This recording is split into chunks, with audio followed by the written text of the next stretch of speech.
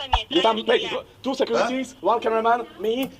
Môžeš, ty sprostý debil. Ona sa spýta, koľko vás tam je a ty začneš tých ľudí menovať podľa povolania? There is two security guys, one cameraman.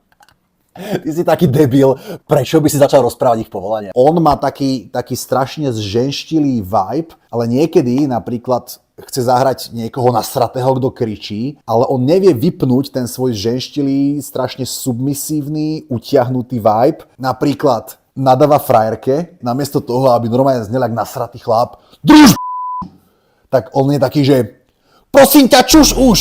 Takto nepoviem, že som ich nemal zo pár, ale už... Adam, prestaň ty cigániť. Som asi aj došiel do tej fázy, kedy by som už že nechcel mať one night stand. Čo si povedala? Obťažovanie je problém číslo 1, ktorému ženy vo svete čelia? Toto si reálne vypustila z toho tvojho gágora? Obťažovanie je problém číslo 1?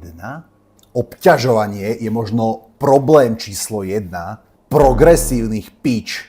To nebolo vôbec zle ináč. Poď iba predná. Vidíš, je ti dole. Vráť ju sem. Tak, poď predná, zadná. Ale tu